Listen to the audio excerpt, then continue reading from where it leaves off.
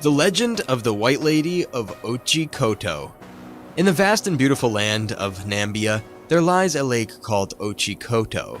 Otjikoto is a sacred place for the Himba people who believe that it's home to a spirit known as the White Lady. The White Lady is said to be a ghost of a young woman who was murdered in the lake many years ago. She's said to appear to people who are lost, troubled, or in need of guidance. One day, a young Himba woman named Nandi was walking by the lake when she saw a woman sitting on a rock. The woman was wearing a long white dress and her hair was long and flowing. Nandi was startled, but she also felt drawn to the woman.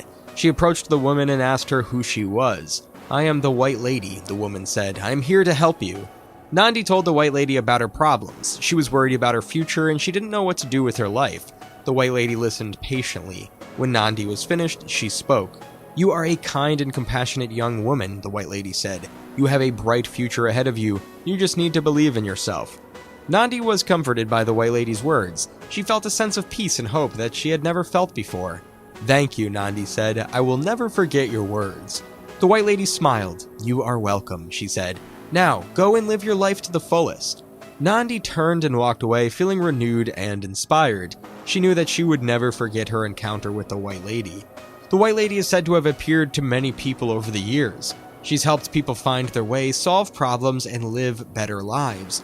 She's a reminder that even in the darkest of times, there is always hope. She is a symbol of guidance, wisdom, and compassion. Here's a more detailed version of the story. Nandi was a beautiful young woman with long black hair and sparkling brown eyes. She was kind and compassionate, and she always helped others in need. One day, Nandi was walking by the lake when she saw a woman sitting on a rock. The woman was wearing a long white dress and her hair was long and flowing. Nandi had never seen anyone like her before, so she was curious and she approached the woman. "Hello," Nandi said. "Who are you?" The woman turned to look at Nandi. Her eyes were kind and wise, and they seemed to see right through Nandi. "I am the White Lady," the woman said. "I'm here to help you." Nandi was startled. "The White Lady?" she asked. "I've heard stories about you." "Yes," the White Lady said. "I am real, and I'm here to help you." Nandi took a deep breath. "What do you mean?" she asked. "I know that you're worried about your future," the White Lady said. "You don't know what you want to do with your life." Nandi nodded. "That's right," she said. "I'm not sure what I want to do." "You are a kind and compassionate young woman," the White Lady said. "You have a bright future ahead of you. You just need to believe in yourself." Nandi felt a sense of peace wash over her. She had never felt so sure of herself before. "Thank you," she said. "I will never forget your words." The White Lady smiled. "You are welcome," she said. "Now go and live your life to the fullest." Nandi turned and walked away, feeling renewed and inspired. She knew that she would never forget her encounter with the White Lady. Nandi went on to live a long and happy life, and she became a wise and respected leader of her people. She always remembered the words of the White Lady, and she always lived her life to the fullest. The White Lady is a reminder that even in the darkest of times, there is always hope. She's a symbol of guidance, wisdom, and compassion. The Legend of Sedna. In the icy waters of the Arctic, there lives a goddess of the sea. She's known as Sedna, and she's a powerful and feared figure. Sedna is the daughter of a powerful chief. She is a beautiful and kind young woman, and she's loved by all who know her. One day, Sedna was walking by the sea when she saw a handsome young man. The young man was a spirit of the sea, and he was immediately drawn to Sedna. The young man wooed Sedna, and she soon fell in love with him. They were married, and they lived happily together in the sea. However, Sedna's father was not happy with her marriage. He wanted her to marry a human, and he was determined to separate her from her husband. One day, Sedna's father attacked her husband. The young man fought bravely, but he was outnumbered, and he was killed, and Sedna was taken prisoner. Sedna's father took her back to his village, and he forced her to marry a human. Sedna was heartbroken, and she refused to marry the human. Sedna's father was furious. He tied her to a dog sled and dragged her out to sea. He threw her overboard and she fell into the icy water. Sedna struggled to stay afloat, but she was too weak. She drowned and her body sank to the bottom of the sea. Sedna's spirit was angry and vengeful. She cursed her father and his people. She vowed to punish them for their cruelty. Sedna's curse came true. The sea became angry and it began to rage. The waves crashed against the shore and the storms raged for days. Sedna's father and his people were terrified. They begged Sedna for forgiveness, but she refused. Sedna's curse continues to this day, and the sea is still angry as it rages. The waves crash against the shore and the storms are still a threat. Sedna's curse was not just a punishment for her father but his people. It was also a way for her to assert her own power and independence. Sedna was a strong and independent woman, and she was not afraid to stand up for herself. She was willing to risk everything to be with the man she loved, even if it meant disobeying her father. Sedna's curse was a reminder that even the most powerful people can be brought low by the power of nature. It's also a reminder that women have the power to shape their own destinies. The legend of Sedna is still told today by Inuit peoples all over the Arctic. It's a story that's both cautionary and inspiring. The story cautions against the dangers of disobedience, but it also inspires people to stand up for what they believe in. It's a story about the power of love, the power of nature, and the power of women. The Curse of Sedna is a powerful force that shaped the lives of the Inuit people for centuries. It's a reminder that even the smallest act of cruelty can have far-reaching consequences. The curse manifests itself in the form of storms, floods, and other natural disasters. These disasters can be devastating to the Inuit people who rely on the sea for their livelihood. The curse is also a reminder of the power of nature. The sea is a vast and unpredictable force, and it's important to respect its power. The Inuit people have developed a number of ways to try to appease the curse of Sedna. They often make offerings to her, such as seals or other sea creatures. They also hold ceremonies to pray for her forgiveness. Sedna is not just a figure of fear and anger, she's also a figure of respect and reverence. She's the goddess of the sea, and she's responsible for the abundance of marine life. The Inuit people believe that Sedna is a powerful force for good. She's the source of their food and livelihood, and she's also the protector of their people. The Legend of Queen Teuta. In the ancient and storied realm of Illyria, the graceful and resolute Queen Teuta once graced the throne. Renowned for her intellect, beauty, and unparalleled courage, she stood as a beacon of strength in a land where valor was revered. Teuta's consort, Argon, ruled Illyria with wisdom and fairness until his passing, leaving a kingdom and a legacy in the hands of his formidable wife. With her ascension to the throne, she became the first woman to lead Illyria, a testament to her capabilities and fortitude. The queen's reign bore witness to her unwavering dedication to safeguarding her realm against the perils that loomed on its borders. Strengthening the Illyrian army and navy, she forged alliances with neighboring kingdoms, fortifying her dominion against external threats. However, her sovereignty faced relentless challenges. The expanding Roman Empire posed a ceaseless menace to the tranquil shores of Illyria. In 229 BC, a formidable Roman fleet sought to claim dominion over the Illyrian coast. Displaying unmatched valor and strategic prowess, Teuta's navy emerged victorious, compelling the Romans to retreat in defeat. The Romans, nursing their wounded pride, swore retribution. In 228 BC, a larger Roman fleet descended upon Illyria's shores. Despite Teuta's valiant resistance, her navy faced overwhelming odds and ultimately succumbed to defeat. Forced to concede, she signed a peace treaty, a harsh agreement that subjected Illyria to Rome's tribute and granted the Romans dominance over the Adriatic Sea. Undeterred by adversity, Teuta, prideful and resolute, embarked on a quest to restore Illyria's independence. Tirelessly rebuilding her military might, she sought to reclaim lost ground and rebuild alliances. The pivotal year of 227 BC witnessed Teuta's bold offensive against the Greek city of Corcyra. Emerging triumphant, the city became an ally of Illyria, enraging the Romans. The response to Illyria's audacity, Rome declared war, dispatching a formidable army to quell the uprising. Despite Teuta's valorous efforts, her forces were vanquished, compelling her to flee. She met her end in exile, yet her unwavering spirit and legacy endured. Queen Teuta, hailed as a valiant and stalwart leader, remains an indelible symbol of Illyrian resilience and defiance against oppressors. Her unwavering pursuit of freedom and her determination to protect her people immortalize her as a beacon of Illyrian pride and independence. The pivotal clash at Corcyra stands as a testament to Queen's resoluteness and the resilience of her forces. Initiated by her audacious assault on the Greek city, Corcyra witnessed a valiant but outnumbered defense. Days of relentless conflict ensued, marked by both sides' unwavering resolve and heavy casualties. Ultimately, Teuta's forces prevailed, securing Corcyra and delivering a resounding blow to the Romans. This triumph not only exemplified the queen's military prowess, but also shattered Rome's perception of Illyria's vulnerability, signaling that the Illyrians were staunch defenders of their sovereignty. The battle elevated the queen's stature, portraying her as an unyielding leader capable of inspiring her people to defend their land and cherish their independence. Her legacy remains etched in the annals of the Illyrian lore as an embodiment of strength and valor. Her name graces the land, immortalized in the cities and monuments that bear testament to her reign. Idriss, once the heart of Illyria, stands as a testament to her legacy, a proud testament to her indomitable spirit. Her story is a perpetual reminder that even in the face of adversity, the pursuit of freedom and dignity shall remain unwavering, inspiring generations to cherish the ideals of independence and perseverance against tyranny. The Legend of General Kim Yu-sin. Jin Huang, to highlight the dynamics of their relationship and showcase Kim Yu-sin's unwavering commitment to Silla. In the 6th century, as the Korean peninsula lay divided among the 3 kingdoms of Silla, Bashik, and Goguryeo, the smallest yet most ambitious kingdom, Silla sought to unify the land under the rule of King Jin Huang. To achieve this ambitious goal, King Jin Huang indeed needed a military genius, and he found that in a young and determined man named Kim Yu-sin. Born into poverty at the capital of Jeonying, Kim Yu-sin's early life was marred by tragedy. The death of his father in a battle with Bashik left him orphaned, and his mother's subsequent demise from grief forced him to fend for himself. Despite these hardships, Kim Yu-sin's indomitable spirit and innate talents set him on a path of significance. A bright and curious child, Kim excelled in various disciplines including archery, swordsmanship, and horsemanship.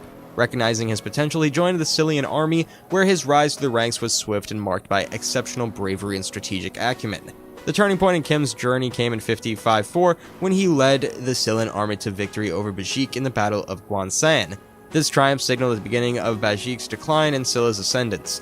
Kim's prowess earned him the title of Silla's Great General, solidifying his status as a national hero. In 555, he achieved another triumph by capturing the Bashik capital of Sabi, further cementing Silla's dominance. However, these victories came at a personal cost, as Kim Yu-sin suffered wounds in battle and eventually lost his sight. Undeterred, he persisted as a resolute and unwavering leader. Kim's most significant conquest occurred in 562 during the Battle of Hanghun-Sempoyol, where he led the Silian army to victory over Goguryeo. This triumph not only marked the end of the Goguryeo reign, but also heralded the unification of the Korean peninsula under Silian rule. It was a historic moment that ended centuries of division and conflict, ushering in a new era of peace and prosperity. A conversation between General Kim and King Jong-hyun reveals the mutual respect and trust they shared. King Jin Jong-hyun, pleased with Kim Yu-sin's victories, entrusts him with the task of leading the Silian army against Goguryeo, emphasizing Kim's pivotal role in the kingdom's success. The legend of General Kim is a tapestry woven with threads of courage, determination, and sacrifice. From his humble beginnings to becoming one of the greatest generals in the Korean history, Kim's story continues to inspire generations of Koreans worldwide. In further embellishments to the narrative, additional details illuminate Kim's early life, emphasizing his natural leadership qualities and quick learning. The expanded accounts of his victories over Bashik and Goguryeo showcase his brilliance as a strategist and his unwavering bravery on the battlefield. The included conversation between Kim and King adds depth to their relationship, portraying Kim's dedication to serving Silla and highlighting the monarch's confidence in his great general. The legend of General Kim Yu is not merely a historical account, it is a saga of resilience, leadership, and the enduring spirit of the United Korea. Kim's legacy lives on as a symbol of courage and sacrifice, inspiring future generations to overcome adversity and strive for a better tomorrow. The Legend of the Villa Velebita. In the rugged mountains of Croatia, there lies a wild and beautiful land known as Velebita. This mountain range is home to a variety of creatures, both real and imagined. One of the most famous creatures of Velebita is the Villa. The Villa is a beautiful woman who's said to live in the mountains. She's said to be a kind and benevolent creature who protects the land and its inhabitants. One day, a young shepherd named Ivan was tending to his flock in the mountains, and as he was walking, he came across a beautiful woman sitting on a rock. The woman had long flowing hair and piercing blue eyes. Ivan was immediately smitten with the woman. He approached her and asked her name. The woman smiled and said, "My name is Villa Velebita. I am the guardian of these mountains." Ivan was amazed. He had never met anyone like Villa Velebita before. He told her about his life and his flock. Villa Velebita listened patiently to Ivan's story. When he was finished, she said, "You are a kind and gentle man, Ivan. I'm glad that you found your way to Velebita." Ivan and Villa Velebita talked for hours. They shared stories and laughed together, and by the end of the time the sun began to set, Ivan felt like he had known Villa Velebita for a lifetime. As Ivan prepared to leave, Villa Velebita said, "I must go now, but I will always be here for you, Ivan. If you ever need my help, just call my name." Ivan watched as Villa Velebita disappeared into the mountains, and he knew that he would never forget her. The next day, Ivan was tending to his flock when he saw a group of bandits approaching. The bandits were armed with swords and axes, and they looked like they meant trouble. Ivan knew that he could not defeat the bandits on his own, and he called out for Villa Velabita's help. Suddenly, a gust of wind blew through the mountains. The wind was so strong that it knocked the bandits off their feet. When the bandits got up, they saw a beautiful woman standing in front of them. The woman was Villa Velabita.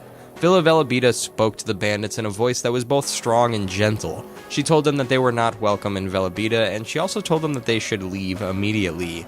The bandits were terrified. They knew that they could not defeat Villa Velabita. They turned and ran away, never to return to Velabita. Ivan was grateful to her for saving him. He knew that he would never forget her kindness and courage. Ivan and Villa Velabita continued to meet in the mountains, and they became close friends, and they often helped each other out. Ivan's story of Villa Velabita spread throughout the land. People came from all over to see the beautiful woman who protected the mountains. Villa Velabita became a symbol of hope and protection, and she's remembered as a kind and benevolent creature who always helped those in need. This legend is still told today, and it's a reminder that even in the darkest of times, there is always hope. The Legend of Kiviok. In the vast expanse of the Inuit lands, a young and audacious man named Kiviok roamed. His adventurous spirit led him through the frozen tundra and across the majestic landscapes, always seeking new exploits and thrills. One day, while Kiviok was on a hunting expedition, an extraordinary sight greeted him. A grand and mystical white beard standing amidst the icy terrain. This ethereal creature bore long, glistening feathers and a striking blue eye that seemed to pierce through the frigid surroundings. Intrigued, Kiviok approached the magnificent bird. To his astonishment, the bird spoke, revealing itself as a spirit bird offering Kiviok a challenge. "I present to you a journey," the bird said. "Complete this odyssey, and a great power shall be bestowed upon you." Eager for adventure and yearning for greatness, Kiviok accepted the spirit bird's challenge without hesitation. Thus began Kiviok's arduous expedition alongside the spirit bird, traversing the perilous terrains of the frozen tundra, scaling towering mountains and navigating the expansive ocean. Along the way, Kiviok confronted daunting challenges, confronting ferocious wildlife, navigating treacherous landscapes, and standing face to face with death itself. Despite the relentless trials, Kiviok remained resolute. His unwavering determination fueled his perseverance, pushing him forward to reach the end of his most momentous quest. Their journey culminated at the foot of a colossal mountain, whose peak seemed to touch the sky itself. Here the spirit bird reveled that the apex marked the journey's end and tasked Kiviok with extending to claim the prize. Summoning every ounce of courage and strength, Kiviok embarked on the daunting climb. The ascent was grueling, the slope steep and the air thin, but Kiviok pressed on, unwavering in his pursuit. After hours of tireless struggle, Kiviok reached the mountain's zenith. Exhausted yet elated, he stood triumphant, signaling the completion of his extraordinary voyage. Awaiting him at the peak, the spirit bird commended Kiviok's valor and offered him a single wish. "I wish for immortality," Kiviok declared without hesitation. The spirit bird granted his fervent plea, granting Kiviok eternal life. Overjoyed at his newfound gift, Kiviok was now destined to live forever. As the spirit bird vanished into the ether, Kiviok stood atop the mountaintop knowing he could never return home, yet he embraced the unknown, ready to embrace the boundless future that awaited him. Kiviok embarked on a perpetual journey, traversing the globe, offering aid to those in need, and spreading messages of peace and love. His name became enshrined in legend, his tale echoing through generations. The spirit bird, a guardian of the Inuit people, symbolized protection and guidance, setting forth a metaphorical journey mirroring life's challenges. Kiviok's immortality embodied hope and resilience, demonstrating that obstacles could be surmounted with unyielding determination. The legend of Kiviok epitomizes courage, perseverance, and hope, serving as a testament to the human spirit's unwavering strength in conquering life's trials. The Legend of El Gallo de Moran. In the serene town of Moran, nestled in Savel's province, a spirited rooster named El Gallo de Moran resided. El Gallo, adorned with a resplendent red comb and tail, exuded an air of magnificence and carried a reputation for unparalleled fighting prowess, never having tasted defeat in the ring. He stood as a beacon of pride for Moran, symbolizing the town's courage and fortitude. His fame traversed far and wide, drawing crowds from distant lands who sought to witness his exceptional fighting skills, infusing joy and exhilaration into every heart that held beyond his combat. One fateful day, a prominent cockfighter from Seville arrived in Moran in pursuit of a new challenger for his formidable fighter. The fervent tales of El Gallo's favor had reached his ears, prompting him to seek an encounter with this celebrated rooster. Organizing a match between El Gallo and his top contender, the wealthy man arranged a grand spectacle in the town square, drawing throngs of spectators. The clash between the roosters ensued with unwavering intensity, with both fighters evenly matched, their tenacity evident as they engaged in an arduous battle that spanned hours. In a decisive moment, El Gallo landed a momentous strike, toppling his adversary to the ground. Victorious! Echoes of jubilation filled the air as the townsfolk erupted in exuberant cheer. El Gallo had triumphed, solidifying his status as the region's preeminent rooster. The wealthy man, impressed by El Gallo's remarkable skills, sought to purchase him, eager to add the gallant bird to his collection. Yet the townspeople staunchly refused. El Gallo was their cherished hero, not for sale. El Gallo continued to soar in his victories, never succumbing to defeat in his ensuing battles. He became a living legend, his legacy enduring through generations. During one particularly challenging fight, when El Gallo found himself tiring and on the brink of defeat, a voice resonated within his being, an ethereal echo of support and encouragement. "Do not surrender," the voice reverberated. "You are the greatest rooster in the world. You can overcome this." Invigorated by this unseen yet familiar presence, El Gallo rallied, summoning renewed vigor and resolve. Inspired by the unwavering support of Moran's spirit and townspeople, he rallied against his formidable opponent, ultimately emerging victorious. Realizing the profound essence of Moran's spirited encouragement, El Gallo continued his winning streak, buoyed by the unwavering support of his beloved town. El Gallo's story stands as a testament to the incredible feats achievable by the seemingly unassuming. It serves as a poignant reminder that amidst the challenges, we are never alone, and the fervent support of those who hold us dear can fortify us to achieve greatness. The Legend of the Hippopotamus of the Niger River.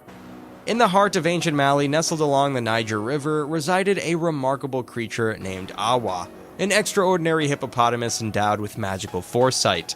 Revered for her mystical abilities to forewarn of peril and bestow good fortune and protection upon the people, Awa was regarded as a benevolent guardian of the land. Radiating kindness and compassion, Awa held an unspoken affinity for the people of Mali. She often ventured close to the river's banks, engaging with fishermen and locals washing clothes, speaking to them in a language only they could understand. Awa's foresight was unparalleled. She acted as a harbinger, alerting the people to imminent dangers. Be it tempestuous storms, looming floods, or the lurking threat of bandits and criminals, Awa's counsel served as a lifeline for the populace. Her warnings were the threads that wove the fabric of survival for Mali's inhabitants. The grateful people revered her as a celestial guardian, an ethereal sentinel watching over them. One fateful day, dark intentions brewed among a group of bandits poised to ravage a tranquil village. Concealed amidst the woods, they schemed their assault, awaiting the opportune moment to strike.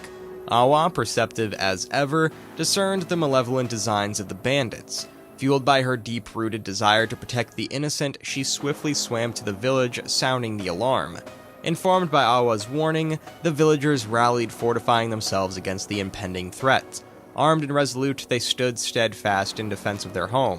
When the bandits struck, met with unwavering valor, the villagers repelled their aggression, emerging triumphant in the face of adversity. Gratitude swelled within the hearts of the villagers, an overflowing river of appreciation for Awa's intervention. They lavished her with honor, hosting a grand feast for her in honor and acclaiming her as the savior of their cherished village. Awa's altruistic endeavors continued, spanning years of unwavering aid to the people of Mali. Her presence became synonymous with wisdom and benevolence, etching a legacy of unparalleled kindness.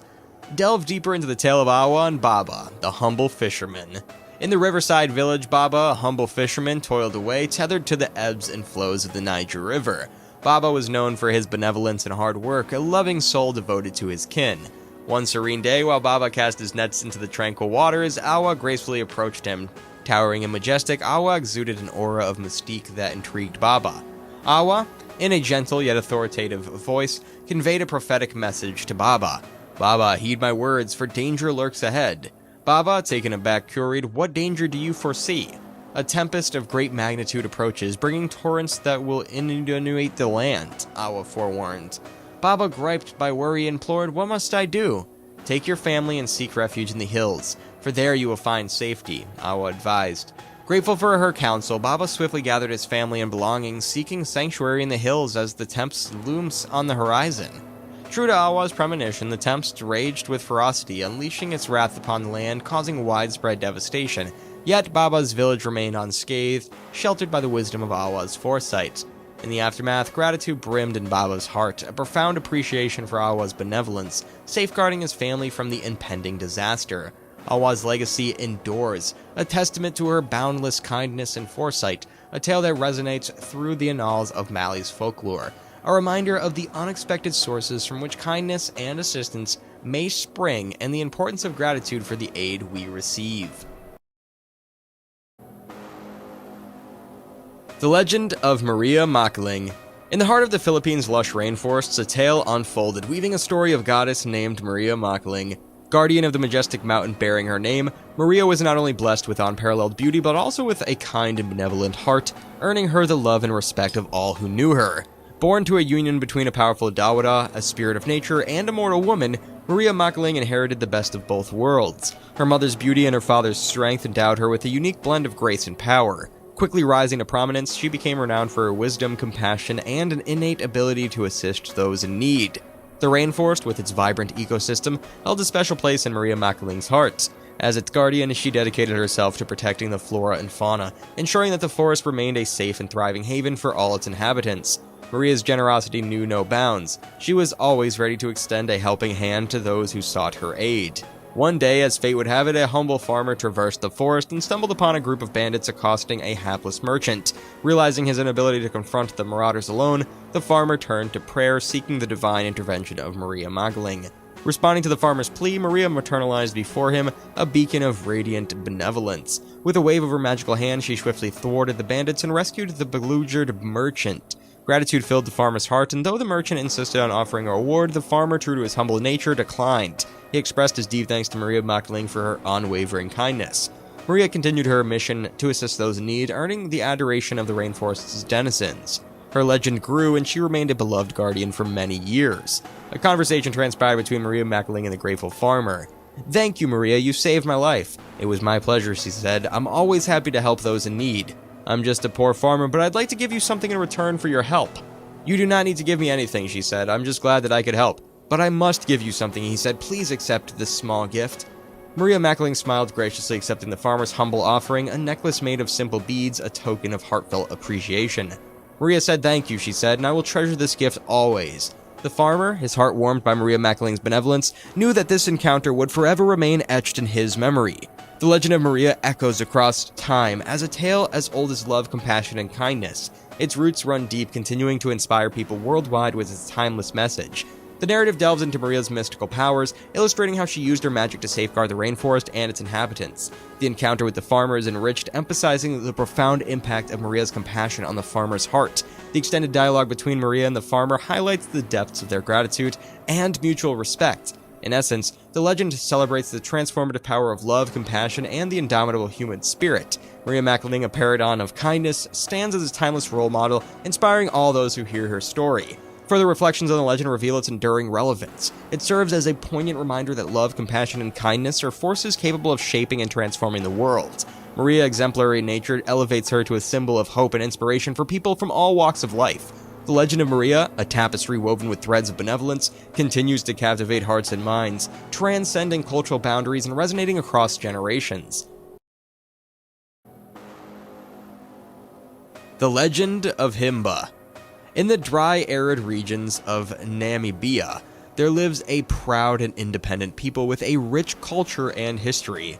The Himba are a Bantu people and are related to the Herero. They are a pastoral people and live off of cattle herding. They're known for their characteristic red ochre body painting, which they view as protection from the sun and evil spirits. The Himba have a legend about their origins. The legend tells of a time when the Himba were a small tribal people living in a land that was not as dry as it is today. The land was fertile and the people were prosperous. One day, a great drought came over the land. The crops withered, the animals died, and the people were forced to leave their homeland. They wandered for many days, searching for a new home. Finally, they came to a land that was even drier than the land they had left. The people were discouraged, but they knew that they had to find a way to survive. One day, a young woman named Himba was traveling in the desert when she came across a spring of water. The water was clear and cool and a gift from the gods. Himba told her people about the spring and they all went to see it. They were overjoyed to have found water and they knew that they could finally build a new home. The people settled around the spring and named their home Himba. They built a village and began to grow crops and raise animals. The Himba lived in peace and prosperity for many years, and they were a strong and united people that were known for their hospitality and generosity. The Himba are a resilient people who have overcome many challenges throughout their history. They're a proud people and are determined to preserve their culture and traditions. The legend of Himba is a reminder of the power of hope and perseverance. It's a story about how a small tribal people could overcome a great adversity and build a new home. The source of life was a sacred place for the Himba. It was a symbol of hope and of renewal and a new source of life for the people. The source was located in a hidden oasis in the desert where the water was clear and cool and was said to have healing powers. The Himba believed that the source was a gift from the gods. They often went to the source to pray and ask for blessings. The source was also a place of celebration. The Himba often held festivals and ceremonies at the source. The source of life was a central part of Himba culture, and it was a place of beauty, peace, and tranquility. The Legend of La Llorona.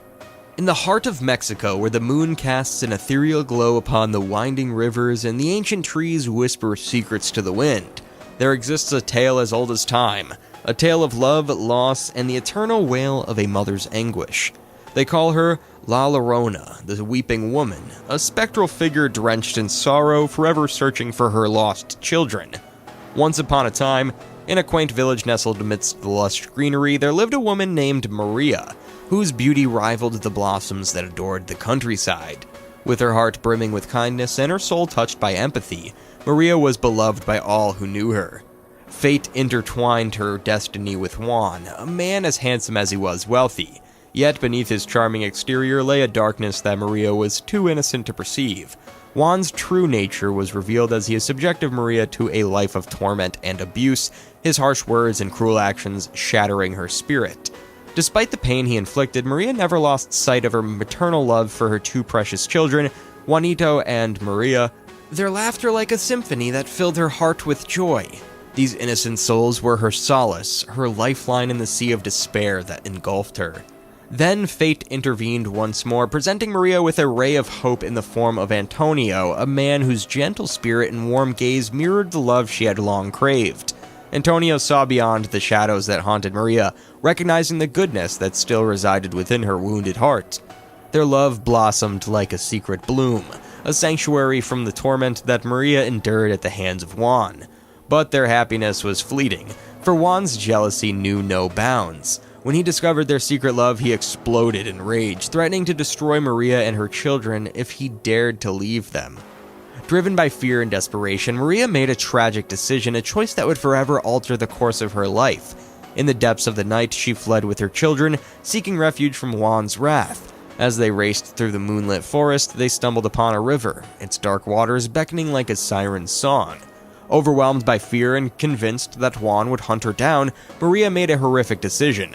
In a moment of madness, she snatched her children into her arms and plunged into the icy depths of the river, believing that death was a better fate than the horrors that awaited them at Juan's hands. The moment she submerged her children, Maria's heart was consumed by an agonizing remorse. The weight of her actions crushed her spirit, and she was consumed by a torrent of grief. Her tears flowed like a river, merging with the water that was now holding her beloved children captive. As punishment for her heinous act, Maria was cursed to wander the earth, forever searching for her lost children, her sorrowful wail echoing throughout the night. She became La Llorona, the weeping woman, a specter of anguish, her tears forever falling as a testament to her undying love for her children. Legend has it that those who hear La Llorona's mournful cry are doomed to a fate mirroring her own. Some say they will die young, their lives cut short by the curse that follows the sound of her lament. Others believe that they will be consumed by an insatiable sorrow, their hearts echoing the eternal pain of a mother's loss. Yet, amidst the tales of despair and misfortune, there lingers a glimmer of hope. Some whisper that La Llorona's tears hold the power to cleanse the soul, to wash away the sins of those who have wronged her. They say that if one can find it within themselves to offer her forgiveness, to recognize the depths of her grief and the anguish that drives her relentless search, then La Llorona's curse may be lifted, and she may finally find peace. The Legend of the Condor and the Puma. In the Andes Mountains of South America, there's a legend of a condor and a puma who are sworn enemies. The condor is a symbol of the sky, the sun, and the spirit world. The puma is a symbol of the earth, the moon, and the material world. The legend tells of a time when the condor and the puma were once friends. They lived together in peace and harmony, and they would often fly and play together in the sky, and they would often roam and hunt together on the earth. One day, the condor and the puma were playing in the sky when they saw a beautiful woman. The woman was walking in the forest and she was singing a beautiful song. The condor and the puma were both smitten with the woman. They both wanted to be with her and they both began to court her. The woman was confused by the attention of the condor and the puma. She didn't know who to choose. One day the condor and the puma decided to compare for the woman's hand in marriage. They agreed to a contest to see who could fly the highest. The condor and the puma flew higher and higher into the sky. They flew so high that they reached the clouds. Finally, the condor could fly no higher. He was exhausted and he could not breathe. The puma, on the other hand, was still strong. He flew even higher until he reached the sun. The woman was impressed by the puma's strength and determination, and she decided to marry the puma. The condor was heartbroken, and he felt betrayed by the woman, and he felt angry at the puma. The condor and the puma's hatred for each other grew stronger and stronger. They began to fight and their battle raged for days. The battle was so fierce that it shook the very mountains. The earth trembled and the sky darkened. Finally, the condor and the puma were exhausted. They realized that they could not defeat each other. They agreed to a truce, but their hatred for each other remained. The condor and the puma have been enemies ever since. They are always on the lookout for each other, and they are always ready to fight. The Legend of the Condor and the Puma is a powerful story that continues to resonate with people all over the world. It's a story about the importance of balance and harmony. The Condor and the Puma represent the two opposing forces in the universe. Their conflict is a reminder that these forces must be kept in balance in order for the world to be at peace. In the modern day, the legend of the Condor and the Puma is often interpreted as a metaphor for the conflict between the indigenous people of the Andes and the European colonizers. The condor is seen as a symbol of the indigenous people, while the puma is seen as a symbol of the colonizers. The conflict between the two forces is seen as a reflection of the conflict between the two cultures. The legend of the Condor and the Puma is a story that continues to be told and retold today. It's a story that's both timeless and timely. It's a story that's about the importance of balance, harmony, and respect for difference. The Legend of Nia. In the heartland of Mali, amidst the vibrant expanse of a small village, dwelled a man of unparalleled wisdom, Nia. From his earliest days, he exhibited an insatiable curiosity about the world and a compassionate nature that drove him to assist those in need. As he matured, Nia's reputation burgeoned, not only for his sage counsel, but also for his gift of healing the sick. Whispers echoed that he possessed an uncanny ability to commune with the spirits and foresee the future. Embarking on a journey across Mali's expanse, Nia selflessly endeavored to alleviate the tribulations of the people he encountered. His teachings extolled the virtues of peace, love, and empathy, while emphasizing the significance of persevering nature and fostering environmental consciousness. One day, while wandering through a verdant forest, Nia stumbled upon a group embroiled in a contentious dispute over land rights. The squabbling factions, comprising diverse tribes, clashed vehemently. Patiently observing their quarrel, Nia intervened, his voice echoing wisdom. "Why do you quarrel? You are kin, bound by common threads of humanity. Unite in harmony rather than cleaving divisions among yourselves." Taken aback by his impartial words and respectful demeanor, the people paused to heed Nia's counsel. "Our customs and beliefs differ," one countered. "Indeed," he concurred, "but the commonality lies in your humanity. Embrace harmony amidst diversity, for it is within unity that peace thrives." His words, steeped in sagacity, bore fruits of understanding. Resolving to set aside their differences, the people coalesced, unified by Nia's guidance. Grateful for his intervention, they became fervent followers of his teachings. His odyssey persisted, traversing Mali's landscape, disseminating his message of concord and comprehension. his life filled with meaning and benevolence etched an indelible mark of wisdom and compassion upon the annals of time. A deeper narrative unfolds, revealing the story of Adama, a destitute farmer, and the gift bestowed upon him by Neo. Amidst the same village, Adama toiled diligently as a farmer, yet his efforts were thwarted by the unforgiving grasp of poverty. Struggling to provide for his family, he yearned for respite from adversity. One auspicious day, Adama chanced upon Neo during his field labor. Eager for guidance, he poured out his woes, seeking solace in Neo's presence. Moved by Adama's plight, Neo proffered a small seed, a token of hope, and whispered, "Adama, this seed will yield a tree bearing fruits that shall never spoil." Puzzled by the miraculous prospect, Adama questioned its veracity. "This gift," Neo explained, "is a manifestation of faith in your potential." Adama planted the seed, nurturing it ardently. Soon, a magnificent tree burgeoned from the soil, bearing fruits of exceptional taste and perpetual freshness. The fruits never decayed, sustaining Adama and elevating him from poverty to affluence. Grateful for the gift and the transformative change it wrought, Adam cherished Neo's legacy. The tree served as a peaceful reminder that Neo's message of hope, fortitude, and unbounded potential stayed.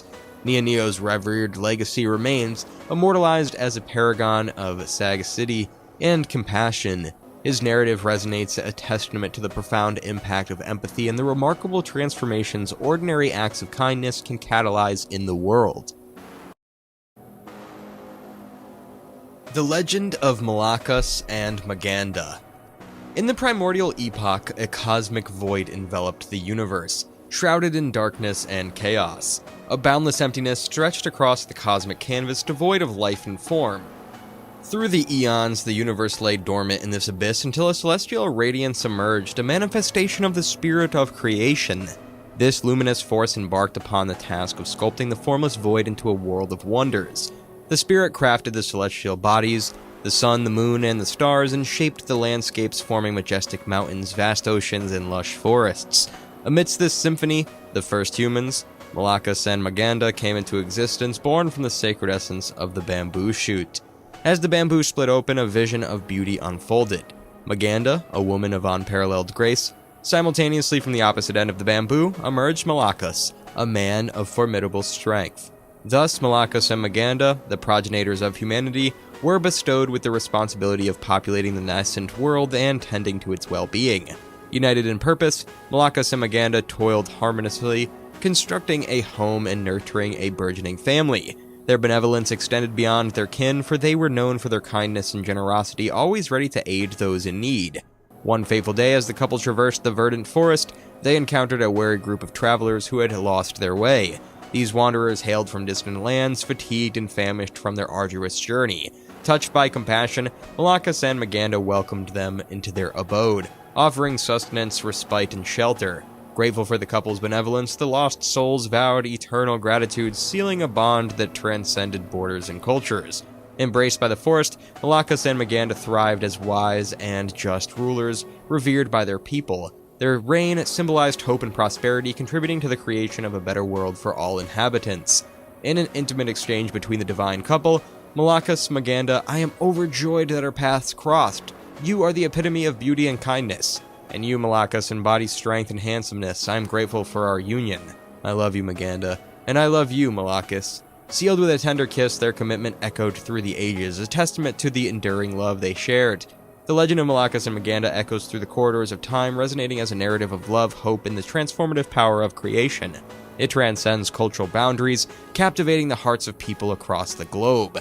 In further exploration of the narrative, I've expanded on the cosmogony, detailing how the spirit of the creation utilized its divine power to bring order to the chaotic cosmos. Additionally, the encounter with the lost travelers has been enriched, underscoring the couple's compassionate nature and their ability to foster connections that bridge diverse worlds. The extended dialogue between Malacus and Maganda delves deeper into their profound love, emphasizing the enduring commitment that shaped the course of their legendary union. The legend stands as a poignant reminder that love, hope, and kindness are formidable forces capable of sculpting a better world. Malacus and Maganda, as the first humans, exemplify the resilience of the human spirit, overcoming challenges to craft a legacy that inspires generations. In essence, the legend of these two transcends time, offering a timeless narrative that underscores the enduring power of love, hope, and the human spirit. The Legend of Jumong. In the kingdom of Bio, an ancient realm steeped in tradition and royalty, a young man named Jumong emerged as an unexpected force destined to shape the course of history. Born to the reigning king, Jumong's life took a dramatic turn as his mother, a shaman, faced exile from the kingdom. Raised in the mystical embrace of the forest, Jumong imbibed in the ancient wisdom of the shamans. His education extended beyond the physical realm, encompassing the arts of combat, healing, and communion with the spirits. This unique upbringing forged Jumong into a formidable warrior, a wise leader, and a compassionate soul. The tapestry of Jumong's fate began to unravel when news reached him of his father's demise. In the shadows of the impending ascension of his half-brother Yuri, a figure marked by cruelty and ambition, Jumong discerned the imminent danger that loomed over his existence with Bin Yuyo. Fueled by a desire to protect his people and guided by a vision of a kingdom founded on justice and compassion, Jumong made a momentous decision. Building a boat, he sailed northward, seeking refuge in the unexplored land of Manchuria. The shores of Manchuria welcomed Jumong and his followers as they laid the foundation of a new settlement named Zhoban. What began as a mere haven burgeoned into a thriving community under Jumong's leadership, marking the inception of a saga that would resonate through the ages. Jumong's prowess as a warrior and his astute leadership skills bore fruit as he united the diverse tribes of Manchuria. In 37 BC, he founded the kingdom of Goguryeo, an ascent power that swiftly ascended to prominence among the three kingdoms of Korea. The annals of Goguryeo were written in the ink of Jumong's victories. He emerged triumphant against numerous adversities, solidifying his reign and bringing a semblance of unity to the tumultuous region. Throughout his rule, Jumong remained a paragon of justice and compassion. His kingdom thrived under his guidance, becoming a bastion of prosperity and tranquility. Jumong's death in 19 BC marked the end of an era, but his legacy endured, immortalizing him as the founder of Goguryeo. In a poignant conversation between Jumong and his shaman mother, the depth of their bond is laid bare. As Jumong embarks on his arduous journey, guided by the wisdom imparted by his mother, the exchange resonates with love, understanding, and the profound connection that binds family. The Legend of Jumong transcends mere historical narrative. It embodies the virtues of courage, determination, and sacrifice. A testament to the enduring spirit of leadership and resilience, Jumong's tale continues to inspire and captivate people across the globe. To enrich the narrative, several elements have been expanded upon. Jumong's childhood in the forest is portrayed as a mystical experience with a detailed exploration of the shamanistic teachings he received. The journey to Manchuria is now fraught with challenges, highlighting the perilous conditions and adding an element of suspense to the narrative. Additionally, Jumong's leadership of Goguryeo is presented in a more detailed fashion. Victories in battle, wise governance, and compassion for his people paint a comprehensive picture of Jumong as a revered leader. These enhancements aim to provide a more immersive and engaging experience for the reader, offering a deeper understanding of the legendary tale of Jumong. The Legend of La Cegua. La Cegua is a legendary creature of Central American folklore. She's often described as a beautiful woman with long, flowing hair, a seductive voice, and a tail that resembles that of a horse. La Cegua is said to haunt lonely roads at night, luring unsuspecting men to their deaths. The legend of La Cegua has been told for centuries. One of the most common versions of the story tells of a young woman named Cegua who was seduced by a Spanish soldier. The soldier promised to marry Cegua, but he eventually left her for another woman. Cegua was heartbroken and cursed by a witch. She was then transformed into a hideous creature with a horse's tail, and she was doomed to wander the earth for eternity, seeking revenge on unfaithful men. La Cegua is said to appear to men who are driving alone at night. She will often ask for a ride, and she will use her beauty and charm to seduce the man. Once the man is inside her car, she will reveal her true form. The man will be so terrified that he will lose control of the car and then crash. La Cegua will then devour the man's soul. There are many variations of the La Cegua legend. In some versions, she's said to have a single glowing eye. In others, she's said to have a long, forked tongue. No matter what her appearance, La Cegua is always a terrifying creature. One night, a young man named Juan was driving home from work late at night, and he was tired and sleepy, and he wasn't paying attention to the road. Suddenly, he saw a woman standing in the middle of the road. She was beautiful, with long, flowing hair and a seductive voice. "Can you give me a ride?" the woman asked. "I'm lost." Juan hesitated for a moment, but then he agreed. He pulled over and opened the door for the woman. She got in the car and they started driving. The woman talked to Juan the whole way.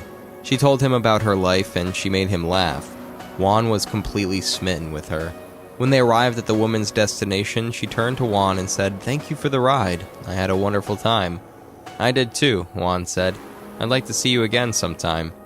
The woman smiled. "I'd like that," she said. She gave Juan her address, and she got out of the car. Juan watched her walk away, and she couldn't stop thinking about her. The next day, Juan went to the woman's address. He knocked on the door, but there was no answer. He knocked again, louder this time, but there was still no answer. Juan started to get worried. He tried the doorknob, and it was unlocked. He opened the door and stepped inside. The house was dark and silent. Juan called out the woman's name, but there was no answer. He walked through the house, calling out her name again and again, but there was still no answer. Finally, Juan came to a bedroom. The door was open, and he could see a figure lying on the bed. He walked over to the bed and saw that it was the woman he had met the night before. She was lying on her back, and her eyes were wide open. She was staring at the ceiling, and her face was frozen in a look of terror. Juan leaned over to get a closer look, and then he saw it. The woman had a horse's tail. Juan screamed and ran out of the house. He didn't stop running until he was safe at home. Juan never saw the woman again, but he never forgot her. He told the story of La Cegua to his friends and family, and it soon spread throughout Costa Rica. The legend of La Cegua is a cautionary tale. It warns men to be careful of beautiful women they meet late at night. La Cegua is a dangerous creature, and she will stop at nothing to get her revenge. The legend is also a reminder of the importance of fidelity. La Cegua was cursed for being unfaithful, and now she spends her eternity seeking revenge on other unfaithful men. The legend of La Cegua is a powerful story that's been told for centuries, and it's a story that continues to frighten and fascinate people all over the world. The Legend of Moulay Idriss. In the tumultuous tapestry of the 8th century Islamic world, amidst the upheaval following the fall of the Umayyad dynasty to the ascendancy of the Abbasids, a luminary emerged, a beacon of unity and guidance. This luminary was none other than Idriss ibn Abdallah, a scion of the revered lineage tracing back to the Prophet Muhammad, possessing an innate charisma and inspirational leadership. Idriss, born in the sacred city of Mecca, found himself compelled to seek refuge in North Africa following the Abbasid rise to power. Settling in the ancient city of Vobilis, nestled within the Moroccan landscape, he swiftly garnered the attention and reverence of the local Berber tribes through his teachings of Islam, fostering a unifying spirit among desperate clans. The year 789 witnessed Idriss's momentous founding of Fes, an epochal milestone in the annals of Islamic civilization. Fes swiftly burgeoned into a flourishing hub of erudition and cultural magnificence, standing a testament to Idriss's vision and governance. Though his reign of Fes was brief, marked tragically by assassination, the indelible imprint of his legacy persisted through the time immemorial. Revered as the progenitor of Idrissid dynasty, his lineage etched an enduring mark upon Morocco for over 2 centuries. The legend of Moulay Idriss, woven into the rich fabric of Moroccan folklore, generates the genesis of Fes and extols the revered Saint Hallowed's legacy. The saga unfurls with Idriss's birth in the sanctified precincts of Mecca, his lineage tracing back to Abdallah ibn Hassan, a scion tracing his ancestry to the Prophet Muhammad. The advent of the Abbasid reign heralded turbulent times for Idriss, compelling him to seek sanctuary in North Africa among the Berbers. His erudition and magnetic presence swiftly garnered fervent disciples among the tribes, enamored by his knowledge of Islam and his compelling charisma. In 789, the city of Fes emerged from Idriss's visionary foresight, swiftly transforming into a bustling crucible of trade and cultural exchange. Yet, the shadows of tragedy loomed as Idriss's rule met an untimely end through assassination. Despite his ephemeral earthly reign, his legacy endured, enshrining him as the cornerstone of the illustrious Idrisid dynasty, a testament to his indomitable spirit and enduring impact. The legend of Moulay Idriss encompasses not only his political prowess, but also a tale of miraculous benevolence.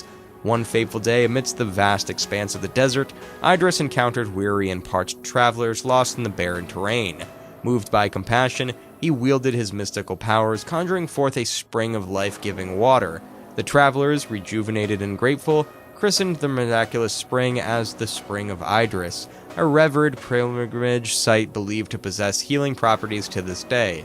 Moulay Idriss remains an esteemed figure in Moroccan folklore, venerated as a saint, his tomb in Fes a hallowed pilgrimage destination. The legend of Moulay Idriss transcends time, encapsulating the essence of Islam's significance in the Moroccan heritage. It stands as a testament to resilience, a beacon of guiding hearts through adversity, and inspiring hope amid the trials of history. The Legend of Wiracocha. In the ancient land of the Incas, there lived a god named Wiracocha. Wiracocha was the creator of the world, and he was also the god of wisdom and culture. Wiracocha was a tall and powerful god. He had long white hair and a beard, and he wore a white robe. He was said to be kind and compassionate, and he always wanted to help people. Wiracocha created the world in a single day. He created the sun, the moon, the stars, the mountains, the rivers, and the oceans. He also created the first humans, and he taught them how to live. Wiracocha taught the people how to build houses, how to grow crops, and how to make tools. He also taught them about the importance of peace and love. The people were grateful to Wiracocha for his help. They built temples and shrines in his honor, and they celebrated his many festivals. One day, Wiracocha decided to leave the world. He walked to the edge of the world, and he looked out at the vast ocean. "I will return one day," he said to the people, "but until then you must remember my teachings. Live in peace and love, and always help those in need." Wiracocha then disappeared into the ocean, and he was never seen again. The people of the Incas never forgot Wiracocha. They continued to worship him as their creator god, and they always remembered his teachings. Here's a more detailed version of the story. Wiracocha was born in a cave in the mountains, and he was raised by a group of wise men who taught him everything he needed to know about the world. When Wiracocha was old enough, he began to travel the world. He visited all the different peoples of the Inca Empire, and he taught them about his teachings. Wiracocha was a powerful speaker, and he was able to inspire people from all walks of life. He taught them about the importance of peace, love, and cooperation. He also taught them about the importance of working together to build a better world. Wiracocha's teachings had a profound impact on the people of the Inca Empire. They began to live in peace and harmony, and they worked together to create a more just and equitable society. Wiracocha's teachings are still relevant today. They remind us that we are all connected and that we all have a responsibility to each other. They also remind us that we can create a better world if we work together. The conversation between Wiracocha and the people. One day, Wiracocha was speaking to a group of people when he was asked a question. "How can we live in peace and harmony?" one of the people asked. Wiracocha smiled. "It's simple," he said. "You must learn to love each other. Love is the key to peace." "But how can we love each other if we're different?" another person asked. Wiracocha looked at the people. "We are all different," he said, "but we are also all the same. We all have the same needs and desires. We all want to be happy and loved." "So how do we learn to love each other?" someone else asked. Wiracocha paused for a moment. "You must start by learning to love yourself," he said. "When you love yourself, you will be able to love others. You will see the good in them, and you will want to help them." The people were silent for a moment. They thought about Wiracocha's words. "I think I understand," one of the people said. "If we can learn to love ourselves, then we can learn to love others." The other people nodded in agreement. They knew that Wiracocha was right. Wiracocha smiled. "I'm glad you understand," he said. "Now go out into the world and spread my teachings. Teach others how to live in peace and love." The people cheered. They were excited to spread Wiracocha's teachings to the world. Wiracocha watched as the people went on their way, and he knew that they would make a difference in the world. The Legend of Cahuachi. Cahuachi is a large archaeological site located in the Nazca Desert of southern Peru. It's one of the most important archaeological sites in the Nazca culture, and it's home to a number of mysterious structures and artifacts. One of the most intriguing features of the Cahuachi is its giant geoglyphs. These are large, abstract drawings that must have been carved into the desert floor. The most famous of these geoglyphs is the Nazca lines, which are a series of lines, shapes, and figures that are visible from the air.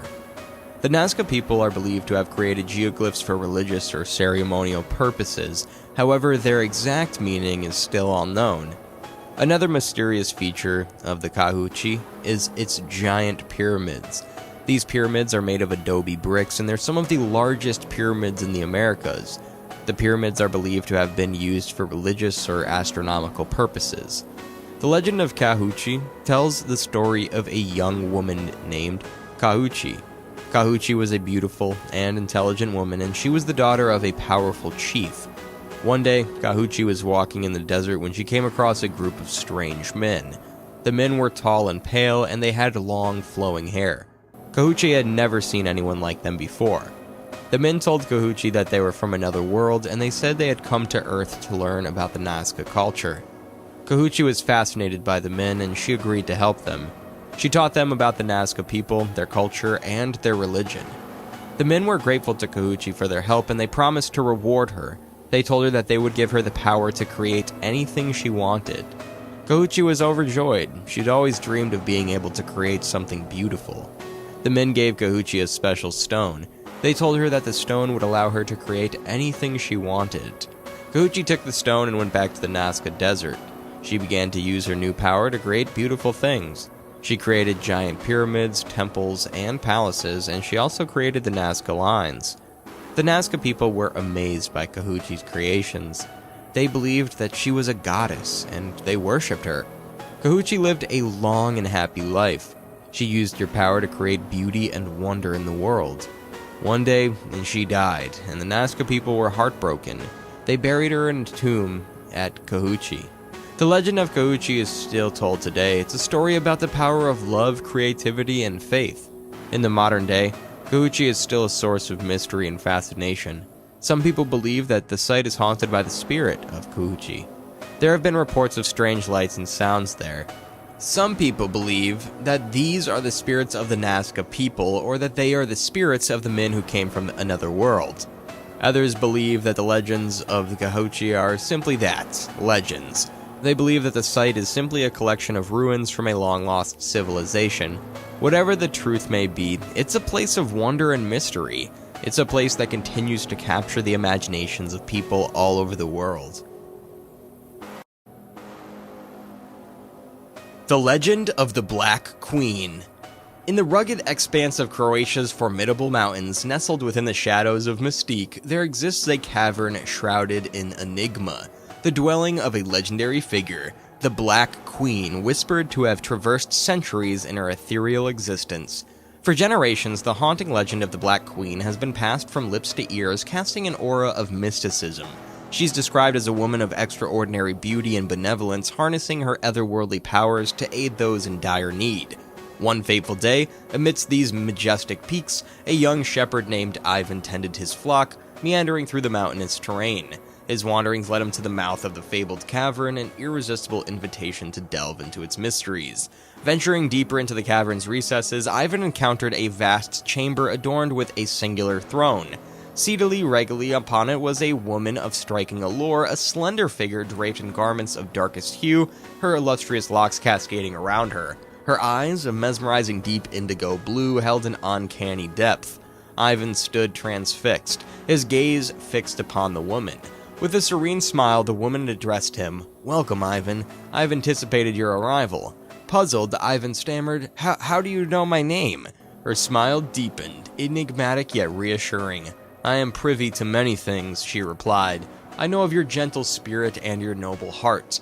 Flushed with surprise and curiosity, Ivan replied, "Thank you." The woman continued, "I have observed you, Ivan. I perceive your inner turmoil." "Yes," Ivan admitted, "my village is imperiled by marauding bandits. I am at a loss." The woman offered a reassuring smile. "I can assist you," she said. "I possess the means to grant you the power to vanquish these bandits." Ivan hesitated. "I'm not sure," he replied. "I don't wish to become like them." Understanding flickered in the woman's eyes. "There are moments when protecting the innocent necessitates actions beyond our usual choices," she remarked. Contemplating her words, Ivan recognized the truth. To safeguard his village, he needed to take decisive action. "Very well," Ivan conceded, "I will accept." A smile graced the woman's lips. "Excellent," she commanded. "Come closer." Approaching the enigmatic queen, Ivan felt the gentle touch upon his forehead. A surge of energy coursed through him, a moment forever etched in his memory. "Go forth now," the woman directed. "Use this power to safeguard the innocent." Resolute, Ivan emerged from the cavern, propelled by newfound resolve. Returning to his village, Ivan recounted his encounter. Hope dawned in the hearts of the villagers, reassured by Ivan's newfound strength. The following day, the bandits descended upon the village. Standing firm, Ivan confronted them, harnessing his newfound powers to repel the attackers. In the aftermath, the bandits routed, the village stood unscathed. Ivan emerged as a hero. Embracing his role as a protector, Ivan vowed to aid those in distress. His valorous deeds earned him the moniker of the defender of the innocent, ever ready to extend his benevolent hand. The legend of the Black Queen endures, transcending time. She symbolizes hope and protection, revered for her benevolence, a beacon of light in a world yearning for kindness and compassion. The Legend of Oro. In the primordial existence of the cosmos, there was nothing but an immense void, an expanse of darkness and chaos where time held no sway and space knew no limits. Amidst this cosmic emptiness, a radiant light suddenly emerged, the spirit of creation. Swift and potent, this force began to sculpt the formless universe into a masterpiece of celestial wonders. With unparalleled prowess, the spirit shaped the sun, the moon, and the stars, endowing them with a brilliance that illuminated the vast expanse. Mountains rose majestically, oceans teemed with life, and forests exuded an enchanting charm, all created by the benevolent head of the spirits. Yet, this creative force was not only mighty, but also compassionate. It yearned for beings who could appreciate the magnificence of its creation. Thus, the first humans, Oro and Allah, were crafted. Beautiful and intelligent, Oro and Allah embodied kindness, compassion, and wisdom. Their love for each other mirrored the spirit's intent to infuse its creation with harmony. Oro and Allah, like celestial guides, imparted invaluable lessons to their progeny. They emphasized the importance of peace, cooperation, and harmonious coexistence. Their teachings extended to cultivating crops, constructing abodes, and nurturing a profound connection with the natural world. Under the benevolent guidance of Oro and Allah, the human race flourished. They built a kingdom characterized by prosperity and tranquility, forging an existence in symbiosis with the world around them. Oro and Allah lived fulfilled lives, witnessing the growth of their family and the prosperity of their kingdom. Loved and respected by all, they stood as beacons of wisdom and guidance in times of need. Upon Oro's passing, his spirit found its resting place atop a sacred mountaintop, from where he continued to watch over his people and offer guidance in times of adversity. The Legend of Oro, a narrative woven with threads of creation, love, and compassion, transcends epochs, captivating the hearts and minds of those who hear it. It serves as a timeless reminder that the power of love is the most potent force in the universe. In a poignant conversation between Oro and Allah, the depth of their connection is unveiled. Declarations of love and mutual gratitude weave a tapestry of emotions, demonstrating that the love indeed stands as the cornerstone of the universe. Moreover, the Legend of Oro underscores the significance of kindness and compassion, urging all beings to collaborate in crafting a world where harmony prevails. It echoes the timeless plea for collective efforts in building a better reality for all. To extend the narratives, several details have been expanded upon. The description of the universe in its initial state now emphasizes its vastness, portraying it as a sea of darkness and chaos, instilling a sense of awe at the forthcoming creation. Additionally, elaboration on the cessation of celestial bodies and natural landscapes aims to evoke wonder and appreciation for the beauty inherent in the universe. Furthermore, a more intricate depiction of Oro and Allah, their teachings, and their lives adds layers of empathy and inspiration to the story. The legacy of Oro, embodied by his spirit watching over the people, introduces a sense of continuity and hope into the narrative. Through these enchantments, the Legend of Oro transforms into an even more immersive tale, inviting readers to traverse the cosmos and witness the enduring power of creation, love, and compassion.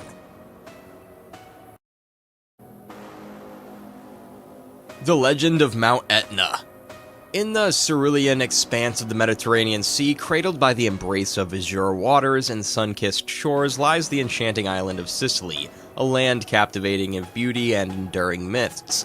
Amidst this tapestry of splendor, the volcano Etna stands as a towering sentinel, its fiery breath painting the sky with an ethereal glow. Legend has it that amidst the villages nestled at the volcano's feet, there once lived a maiden named Etna. With her flowing golden hair and eyes that mirrored the depths of the ocean, Etna was a vision of grace and kindness, her heart as warm as the volcanic sands that surrounded her home. One fateful day, as she ventured into the verdant embrace of the nearby forest, her serenity was shattered by the cacophony of hunters' voices. Their sharp arrows pierced the tranquility of the woods, and their aim set upon a magnificent deer, a creature of ethereal beauty.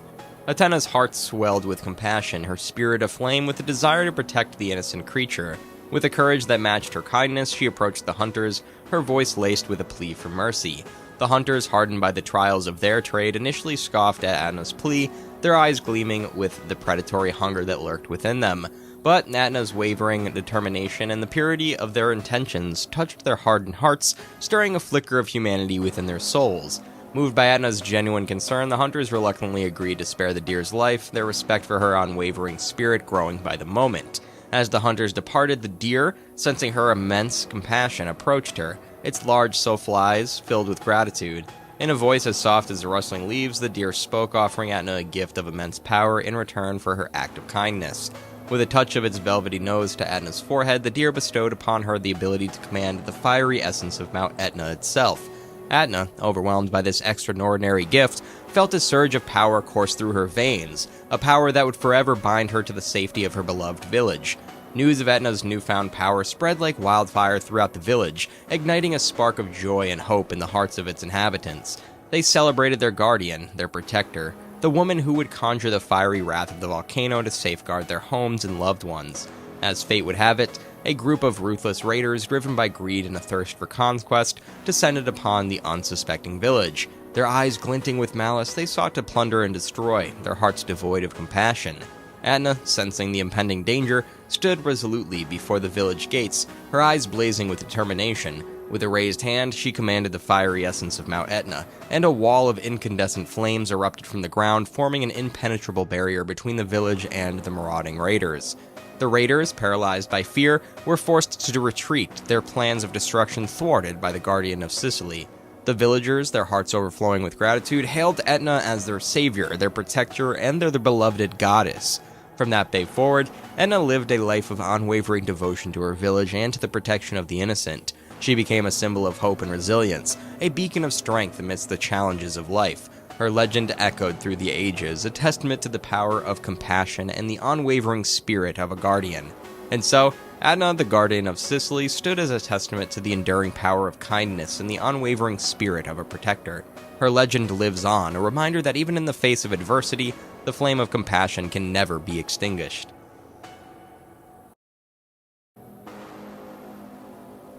The Legend of El Cid.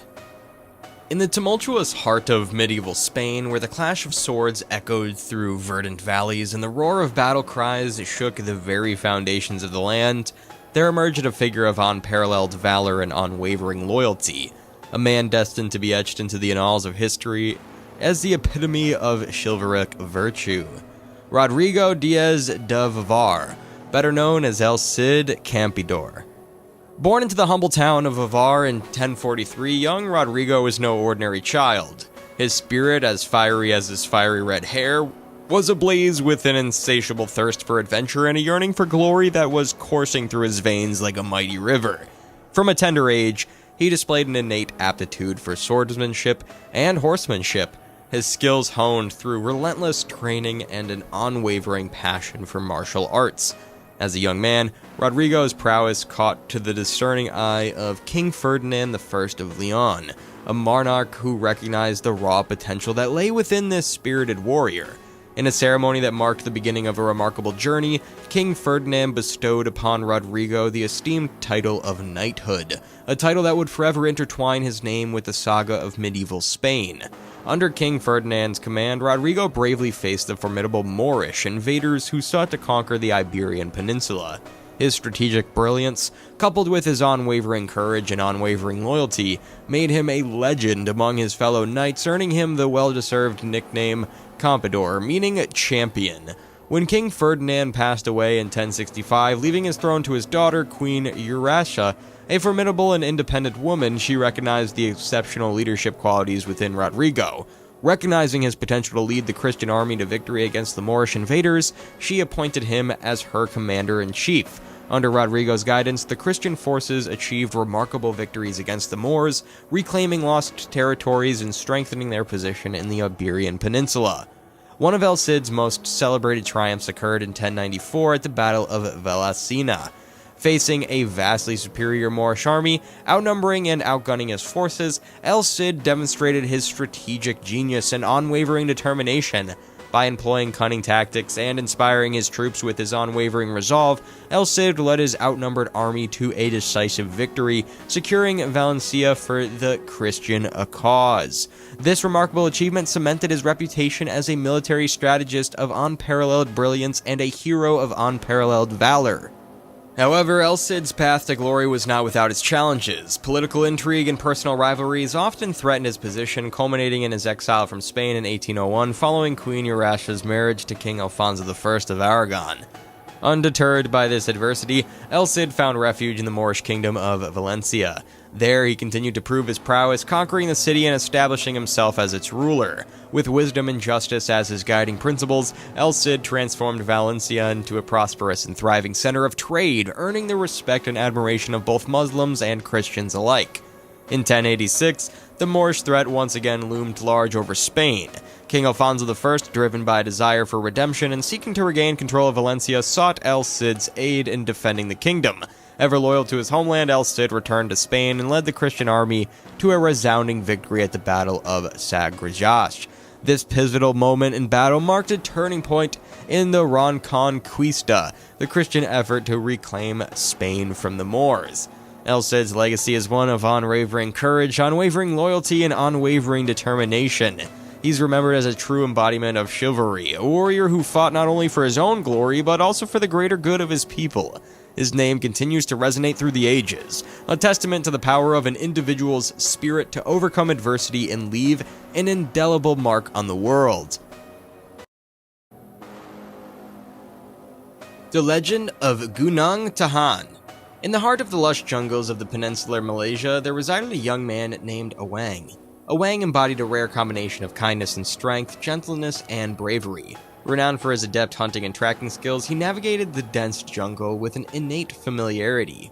One day, as he was pursuing his hunting endeavors, he stumbled upon an extraordinary sight, a towering mountain, hidden amidst the verdant foliage. The mountain stood tall, adorned with luxuriant greenery and cascading waterfalls, seemingly reaching towards the heavens. The curiosity that stirred within Awang propelled him to explore this mysterious mountain.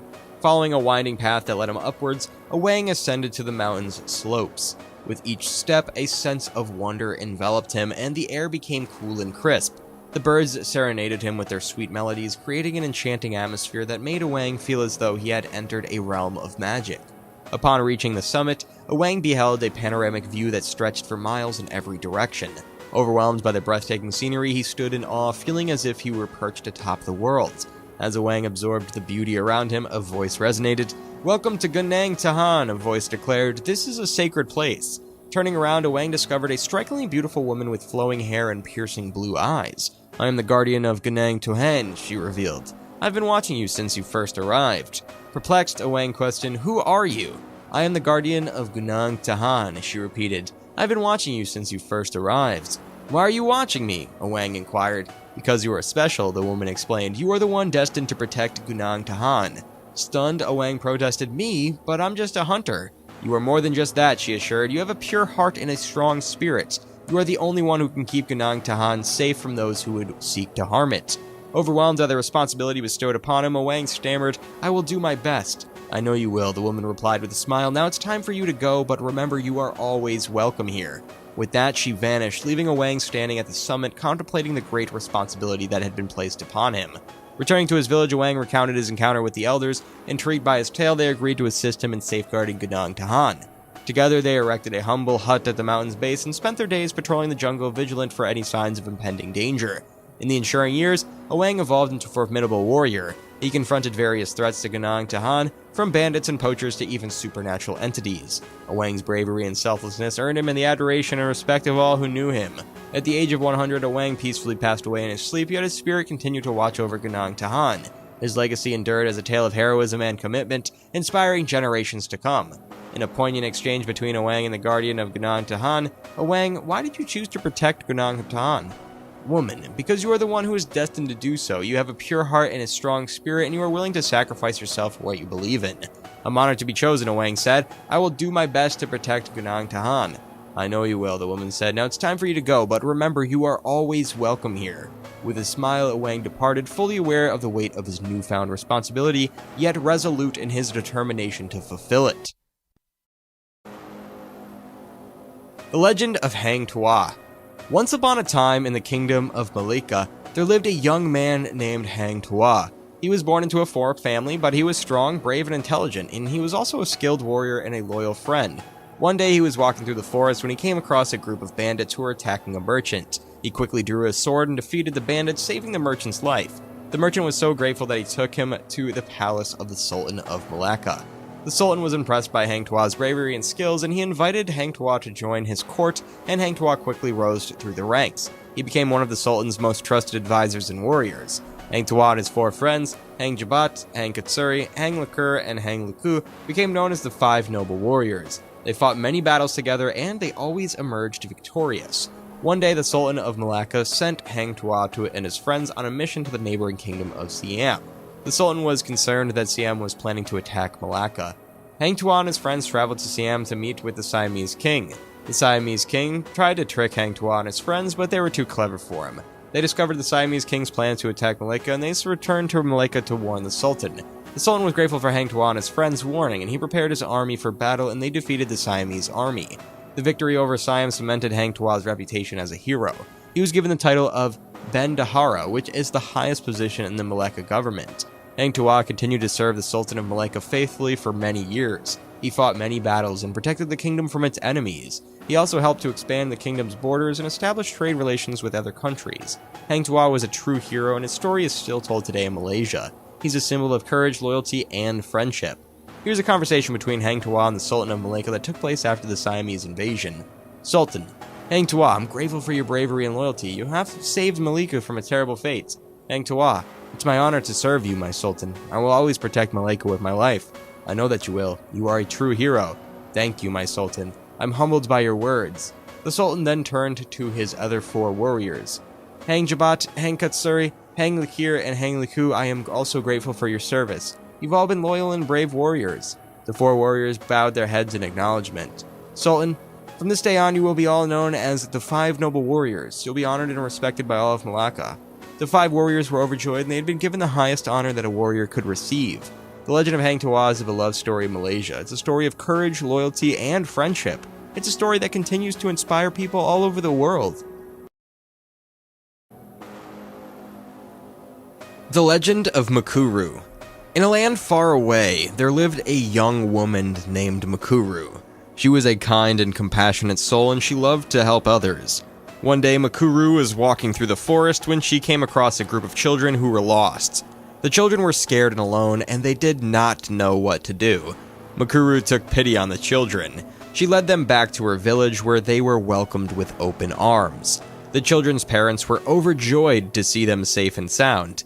They thanked Makuru profusely for helping their children. Makuru was glad that she could help the children. She knew that she made a difference in their lives. From that day on, Makuru was known as the protector of children. She was always willing to help those in need, and she was always there to lend a helping hand.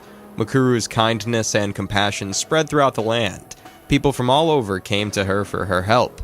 Makuru never turned anyone away. She helped everyone who came to her, regardless of their background or circumstances. Makuru's deeds of kindness were not without their costs, though. She was often targeted by those who were jealous of her power and influence. One day, a group of evil sorcerers attacked Makuru. They were determined to destroy her and take over the land. Makuru fought bravely, but she was outnumbered. She was eventually defeated and taken prisoner. The sorcerers took Makuru to their strongholds. They tortured her and tried to break her spirit, but Makuru refused to give up. She knew that she had to find a way to escape and save the land.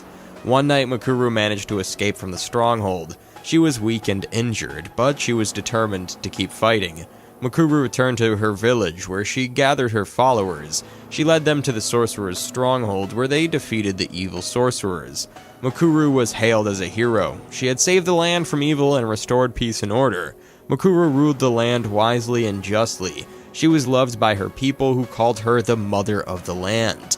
Makuru lived a long and happy life. She died peacefully in her sleep, surrounded by her loved ones.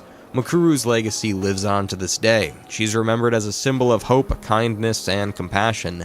The legend of Makuru is a reminder that good always triumphs over evil. It's also a reminder that kindness and compassion are the most powerful forces in the world. The legend of Makuru has inspired many artists and writers. It's been the subject of poems, songs, and stories. The legend of Makuru is a story that will continue to be told for many years to come. It's a story that will inspire people to dream of a better world, a world where good always triumphs over evil, and kindness and compassion are the most powerful forces in the world. The Legend of Inyu. In a small village in the mountains of Japan, there lived a young woman named Inyu.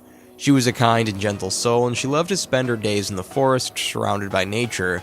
One day, Inyu was walking through the forest when she came across a strange creature. The creature was small and furry, with big, intelligent eyes. It was unlike anything Inyu had ever seen before. The creature approached Inyu and spoke to her in a language she did not understand. Inyu tried to speak to the creature in her own language, but it did not understand her either. The creature reached out and touched Inyu's hand. Inyu felt a surge of energy flow through her, and she suddenly understood the creature's language. The creature told Inyu that it was a spirit of the forest, and it said that it had been drawn to her by her kindness and compassion. Inyu and the creature became friends. They would often spend their days together exploring the forest and talking about their lives. Inyu learned that the creature's name was Anu. Anu told Inyu that he was a protector of the forest, and he was said to be responsible for keeping the forest safe from harm. Inyu was honored to be friends with Anu. She knew that he was a special creature, and she was grateful for his friendship. One day, a group of hunters came to the forest, and they were looking for animals to kill. Anu saw the hunters coming, and he knew that they were a threat to the forest. He warned Inyu to stay away from the hunters, but Inyu refused to leave him. The hunters saw Inyu and Anu, and they were surprised. They'd never seen a human and a forest spirit together before. The hunters began to chase Inyu and Anu. They threw spears and shot arrows, but Anu was able to protect Inyu. Inyu and Anu ran through the forest, trying to escape the hunters. They were exhausted, but they knew they had to keep running. Finally, Inyu and Anu reached the river. They jumped into the river, and the current carried them away from the hunters. The hunters were furious. They searched the river for Inyu and Anu, but they could not find them. Inyu and Anu were safe, but they knew that the hunters would be back. They decided to leave the forest and find a new home. Inyu and Anu traveled for many days, and they finally came to a small village in the mountains. The villagers were kind and welcoming, and they gave Inyu and Anu a place to stay. Inyu and Anu lived in the village for many years, and they were happy together. They helped the villagers to protect the forest. Anu's spirit was strong, and he was able to keep the forest safe from harm. Inyu's kindness and compassion helped to bring the villagers and the forest together. Inyu and Anu's story is a reminder that even the smallest creatures can make a big difference. It's also a reminder that kindness and compassion are powerful forces for good. The Legend of the Fatima Rug. In a small village in the Middle East, there lived a young woman named Fatima. She was a kind and gentle soul, and she loved to weave rugs. Fatima's rugs were known for their beauty and intricate designs. She would often spend hours weaving, lost in the beauty of her own creations. One day, Fatima was weaving a new rug when she saw a strange man standing in the doorway of her shop. The man was tall and handsome, with dark hair and piercing blue eyes. He was dressed in fine clothes, and he wore a golden necklace with a large glowing stone. "Good day, Fatima," the man said. "I'm looking for a rug that's both beautiful and powerful. Can you help me?" Fatima was intrigued by the man's request. She had never woven a rug that was meant to be powerful before, but she was confident in her skills, and she agreed to help the man. The man told Fatima that he needed a rug that would protect him from harm. He was a powerful wizard, and he had many enemies. He needed a rug that would keep him safe from their attacks. Fatima listened carefully to the man's instructions, and she knew that this was a very important rug, and she wanted to make sure that it was perfect. She spent many weeks weaving the rug, carefully choosing the right colors and patterns. When the rug was finally finished, it was even more beautiful than Fatima had imagined. The colors were rich and vibrant, and the patterns were intricate and elegant. The man was so impressed that he offered Fatima a large sum of money for the rug. Fatima refused the man's offer. She told him that the rug was not for sale. It was a gift, and she wanted the man to have it. The man was touched by Fatima's generosity. He thanked her for the rug, and he promised to use it wisely. The man took the rug and left the village. Fatima watched him go, and she felt a sense of sadness. She knew that she would never see the man again, but she was glad that she had been able to help him. The man returned to his home, a large castle in the mountains. He hung the rug in his study, and he immediately felt a sense of peace and protection. He knew that the rug would keep him safe from harm. The man was a powerful wizard, and he used his magic to help people. He fought against evil, and he protected the innocent. The rug was a valuable asset to him, and he used it wisely. One day, the man was attacked by a group of evil wizards. These wizards were powerful, and they were determined to defeat him. The man fought bravely, but he was outnumbered. Just when it seemed like the man was to be defeated, the rug came to his aid. The rug began to glow with a bright light, and it emitted a powerful force field. The force field protected the man from the wizard's attacks. The wizards were surprised by the rug's power. They tried to attack the rug, but it was too strong for them. The wizards were eventually defeated, and the man was saved. The man was grateful to the rug for saving his life. He knew that the rug was a special object, and he vowed to use it to protect others. The man continued to use the rug to fight against evil. He became a legendary hero, and his deeds were known throughout the land. The rug became known as the Fatima rug, and it was said to have magical powers. The Fatima rug was a powerful weapon in the fight against evil. It could protect its owner from harm, and it could also be used to attack enemies. The rug was also a symbol of hope and courage. It reminded people that good always triumphs over evil. The legend of the Fatima rug is a timeless story that's been told for centuries, and it's a story that inspires people to fight for what's right, and it's a story that gives people hope for the future.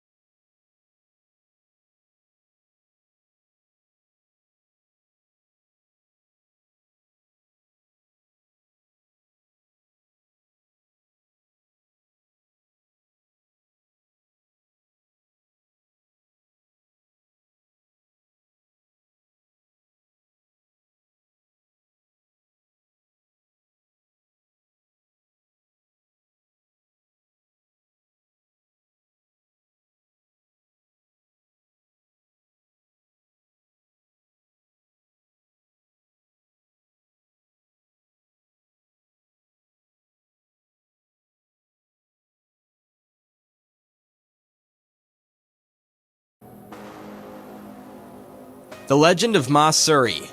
In the verdant hills of Langkawi, a jewel of an island in Malaysia, the enchanting Mahsuri graced the land. With cascading hair as dark as the raven's wings and eyes that shimmered like the deepest ocean, Mahsuri was not only a paragon of beauty but also a beacon of kindness and compassion. Married to the dashing Daraman, Mahsuri led a tranquil life blessed with a daughter named Wan Membang. Their existence was a tapestry woven with love and tranquility that adorned the picturesque landscape of Langkawi. However, serenity was soon shattered by the arrival of the affluent and covetous Daramangu. Enraptured by Mahsuri's allure, Daramangu, accustomed to acquiescence, faced rejection when Mahsuri spurned his advances. Fueled by rage, he concocted a sinister scheme to besmirch Mahsuri's virtuous reputation and claim her for herself. The venomous seeds of false allegations sown by Daramangu swiftly took root, poisoning the village's perception of Mahsuri. Accusations of infidelity against her soon echoed through the hills, eclipsing her once revered image with disgrace and ostracization. In a tapestry of justice, Mahsuri was unjustly accused, convicted of adultery, and sentenced to death by stabbing. As she was led to her untimely end, Mahsuri, an epitome of innocence, uttered a curse that reverberated through the air. She prophesied that her blood, too pure to be tainted by the unjust blade, would stain the land, condemning the village to suffer for 7 generations. Mahsuri met her tragic demise, her blood staining the soil with a profound crimson hue.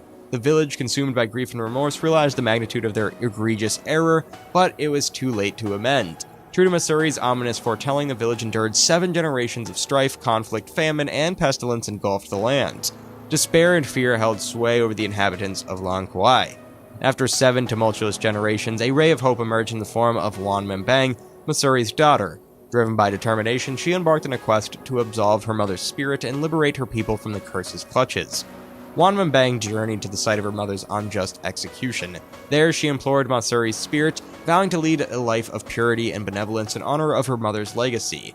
The heavens listened, and Wan Minbang's earnest supplication bore fruit. The curse was lifted, peace restored to the beleaguered people. The legend of Mahsuri endures as a poignant tale of innocence, betrayed injustice, and the redemptive power of love.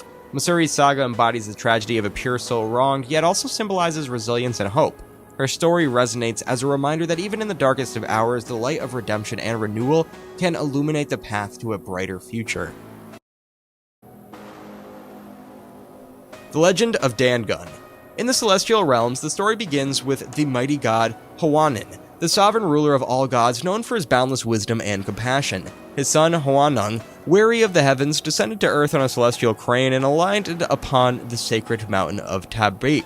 Here he erected a magnificent palace and undertook the noble mission of enlightening the people about the virtues of peace and harmony. Hwang's teachings covered the essentials of life, agriculture, architecture, and communal living. The people, grateful for the Son of Heaven's wisdom, bestowed upon him the title that resonated in the winds of time.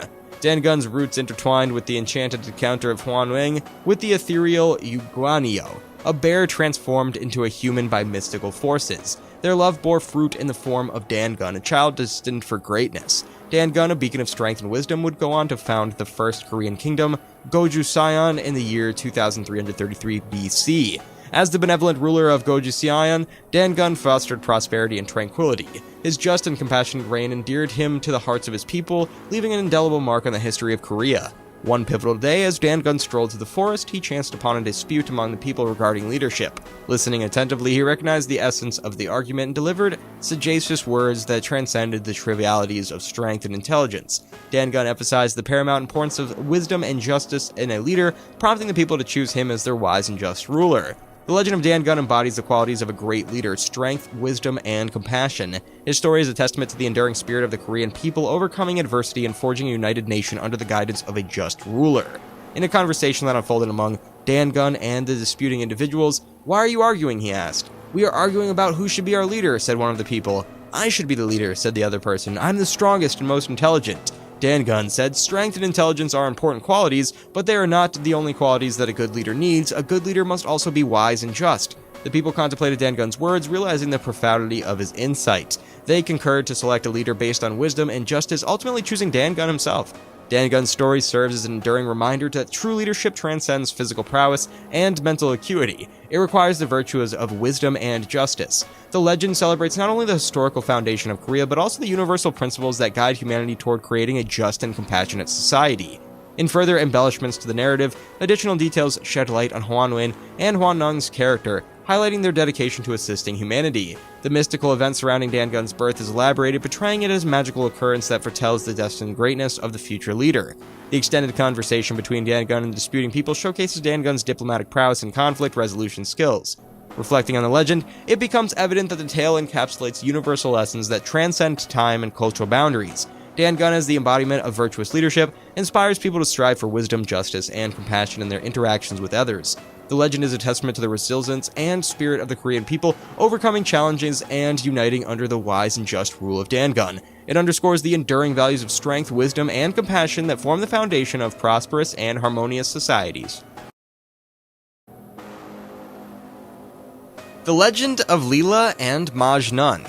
In the vast expanse of Arabian deserts, there existed a young man named Majnun, a soul tethered to solitude amidst the boundless sands. His countenance was one of striking allure, and his intellect a beacon in the wilderness, yet his heart harbored a yearning that set him adrift from society's embrace. Majnun's sanctuary lay in the embrace of the desert, where he communed with nature and spun sonnets that echoed through the dunes. One fateful day, amidst his wanderings, fate wove its intricate strands, guiding him to an ethereal apparition. Leela, a vision of radiant beauty and grace, the scion of a wealthy merchant. Her presence was like that of a mirage in the vast expanse, enchanting and elusive.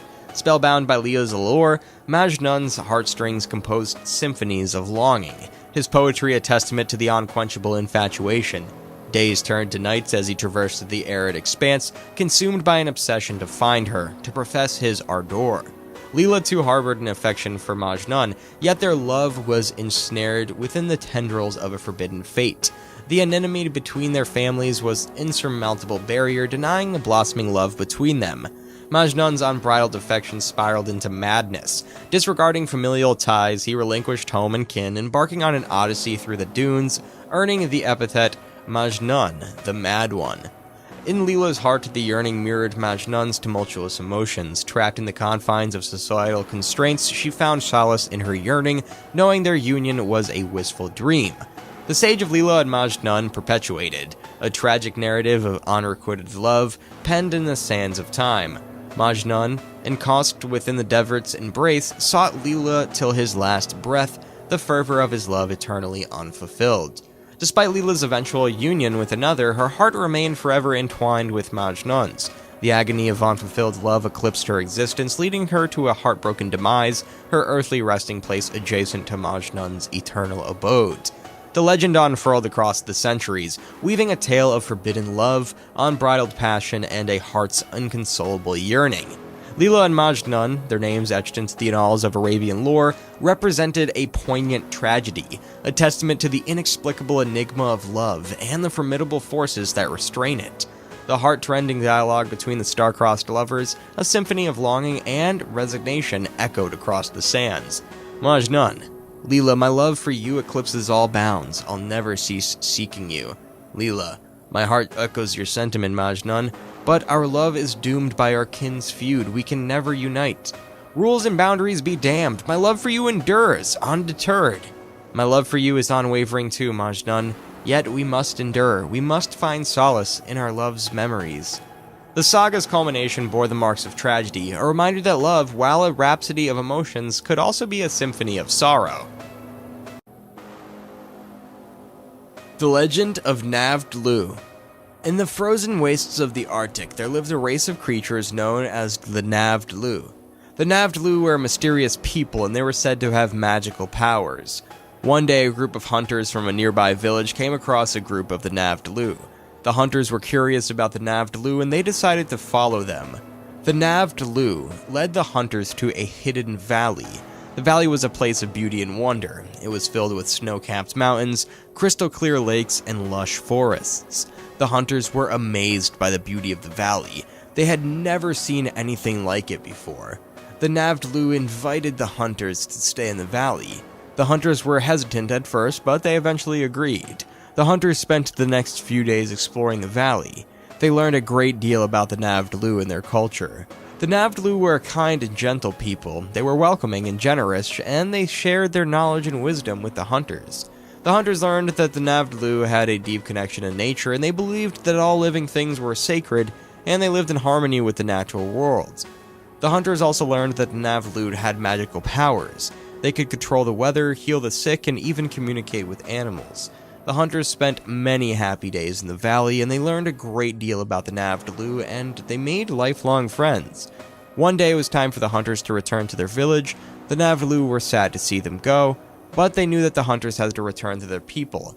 The hunters promised to visit the Navdlu again someday, and they said goodbye to their new friends, and they set off for home.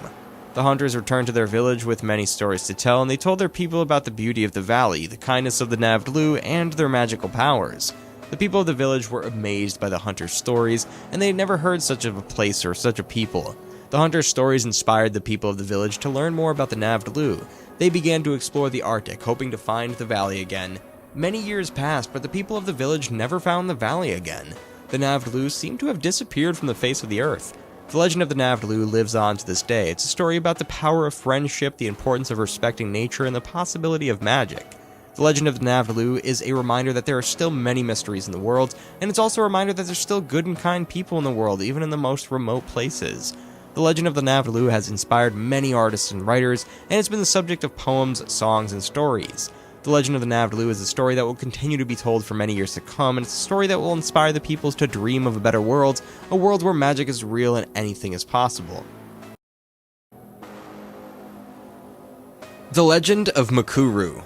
In a land far away, there lived a young woman named Makuru. She was a kind and compassionate soul, and she loved to help others. One day, Makuru was walking through the forest when she came across a group of children who were lost. The children were scared and alone, and they did not know what to do. Makuru took pity on the children. She led them back to her village where they were welcomed with open arms. The children's parents were overjoyed to see them safe and sound. They thanked Makuru profusely for helping their children. Makuru was glad that she could help the children. She knew that she made a difference in their lives. From that day on, Makuru was known as the protector of children. She was always willing to help those in need, and she was always there to lend a helping hand. Makuru's kindness and compassion spread throughout the land. People from all over came to her for her help. Makuru never turned anyone away. She helped everyone who came to her, regardless of their background or circumstances. Makuru's deeds of kindness were not without their costs, though. She was often targeted by those who were jealous of her power and influence. One day, a group of evil sorcerers attacked Makuru. They were determined to destroy her and take over the land. Makuru fought bravely, but she was outnumbered. She was eventually defeated and taken prisoner. The sorcerers took Makuru to their strongholds. They tortured her and tried to break her spirit. But Makuru refused to give up. She knew that she had to find a way to escape and save the land. One night, Makuru managed to escape from the stronghold. She was weak and injured, but she was determined to keep fighting. Makuru returned to her village, where she gathered her followers. She led them to the sorcerer's stronghold, where they defeated the evil sorcerers. Makuru was hailed as a hero. She had saved the land from evil and restored peace and order. Makuru ruled the land wisely and justly. She was loved by her people, who called her the Mother of the Land. Makuru lived a long and happy life. She died peacefully in her sleep, surrounded by her loved ones. Makuru's legacy lives on to this day. She's remembered as a symbol of hope, kindness, and compassion. The legend of Makuru is a reminder that good always triumphs over evil. It's also a reminder that kindness and compassion are the most powerful forces in the world. The legend of Makuru has inspired many artists and writers. It's been the subject of poems, songs, and stories. The legend of Makuru is a story that will continue to be told for many years to come. It's a story that will inspire people to dream of a better world, a world where good always triumphs over evil, and kindness and compassion are the most powerful forces in the world. The Legend of Tihamana. In the lush embrace of Tahiti's rainforest, the captivating tale of Tihamana unfolded, weaving a narrative of love, beauty, and art. Born into the humble abode of a small coastal village, Tihamana's upbringing was marked by the gentle nurture of her parents, diligent farmers who toiled to provide for their family. Despite their modest circumstances, Tihamana's family showered her with love and support, and the young girl reciprocated by being a beacon of kindness and compassion, always willing to lend a helping hand in her family's endeavors. Her natural talents, however, extended beyond the realm of agriculture. Tihamana discovered her passion for art, drawing inspiration from the vibrant surroundings of Tahiti. The arrival of a French artist named Paul Gauguin marked a turning point in Tihamana's life. Drawn to her ethereal beauty and gentle spirit, Gauguin proposed to Tihamana, sealing their destinies together. The two embarked on a journey of love, settling in Tahiti where their union blossomed into the birth of a son named Emile. Gauguin, entrapped by Tihamana's allure, painted numerous portraits, immortalizing her as an icon in the world of art. The vivid strokes of his brush captured not only her physical beauty, but also the essence of her kind and compassionate spirit. Tihamana became a muse, inspiring Gauguin to explore a more primitive and expressive style evident in some of his most renowned works. The conversation between Tihamana and Gauguin reveals the depth of their connection. Gauguin, captivated by Tihamana's beauty, expresses his gratitude for having her in his life. In turn, she reciprocates the sentiment, acknowledging his kindness and professing her love for him. Their exchange serves as a poignant reminder that love, when rooted in respect and understanding, can conquer any obstacle. The couple faced challenges navigating cultural differences and encountering disapproval from Tihamana's family, yet their bond endured, a testament to the resilience of love against societal constraints. Tihamana's influence on Gauguin extended beyond the confines of their home. She played a pivotal role in inspiring Gauguin's artistic evolution, pushing him to embrace a more primal and expressive approach. Her impact is evident in masterpieces like The Spirit of the Dead Watching and Where Do We Come From, What Are We, Where Are We Going? Each stroke of the brush immortalized Tihamana's beauty and the profound connection she shared with Gauguin. The legend of Tihamana, rooted in the simplicity of her origins, serves as a timeless inspiration.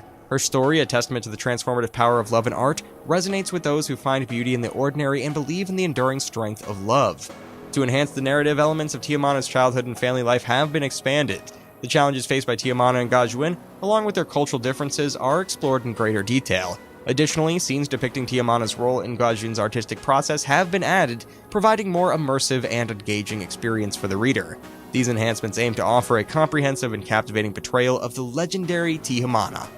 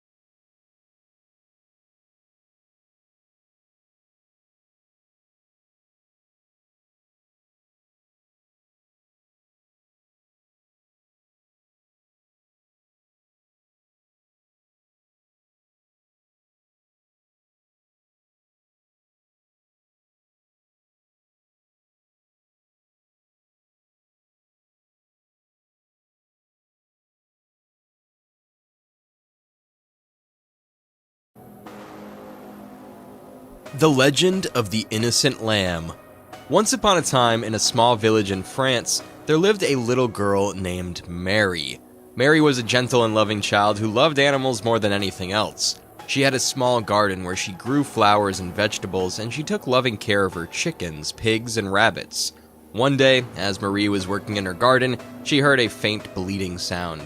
She followed the sound to the edge of the forest where she saw a small white lamb wandering all alone. The lamb was so thin and weak that it could barely stand. Its fur was matted with dirt and its eyes were filled with fear. Marie knew that the lamb was lost and in danger. She gently picked up the lamb and carried it home. She gave the lamb some food and water and she cleaned its fur. The lamb quickly began to feel better. Marie named the lamb Lollipop, and the two of them quickly became best friends. They played together every day, and Marie loved Lollipop more than anything in the world. One day, Marie and Lollipop were playing in the forest when they came across a wicked hunter. The hunter had a gun, and he was hunting for a deer. When the hunter saw Marie and Lollipop, he became angry. He yelled at Marie and said that she was not allowed to take the lamb. The lamb was his property, and he would get it back. Marie was terrified. She didn't know what to do. She didn't want to lose Lollipop. The hunter drew his gun and aimed at Marie. Marie screamed in fear, and Lollipop ran to her to protect her. The hunter shot, and the shot hit Lollipop in the heart, and the lamb fell to the ground dead. Marie was devastated. She couldn't believe that Lollipop was gone. She fell to her knees and wept bitterly. The hunter was horrified by what he had done, and he knew that he had made a horrible mistake. He turned and walked away, leaving Marie and Lollipop alone in the forest.